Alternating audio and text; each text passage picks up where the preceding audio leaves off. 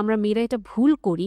আপনি যখন আপনার হাসব্যান্ডকে দিনের পর দিন এরকম রাগ করে যাচ্ছেন এবং এটা এক্সপেক্ট করছেন উনি এসে আপনার রাগ ভাঙাবে, উনি সবসময় এসে আপনাকে সরি বলবে, একটা পর্যায়ে গিয়ে না উনি আস্তে আস্তে করে ফ্রিজে যখন সবজি শুটা হয়ে যায় বা শুকায় যায়, যে কিছু গাজর থাকে না ফ্রিজের এক কোনায় পড়ে থাকে, কিছু ওই যে সবজি একেবারে কেমন মানে শুকায় একেবারে কেমন হয়ে যায়, আপনার হাজব্যান্ড বেসিক্যালি ভিতর থেকে ওরকম হয়ে যায়।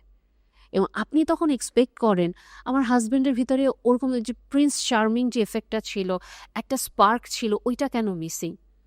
কারণ আপনি দিনের পর দিন ওনাকে এই ট্রিটমেন্ট দিয়ে আসতেছেন যে মানে উনি কাইন্ড অফ আপনার পিছনে দৌড়াই যাচ্ছে, আপনাকে চেস করে যাচ্ছে।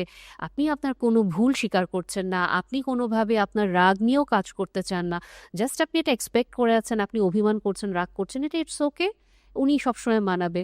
সো ওনারও তো এনার্জি লেভেল শেষ হতে থাকবে। এবং একটা ফ্রেশ একটা মানে সবজি যখন আপনি নেন আর একটা শুকায় যাওয়া দিনের পর দিন অনাদরে অযত্নে পড়ে থাকা একটা সবজির ভিতরে তো পার্থক্য থাকবেই।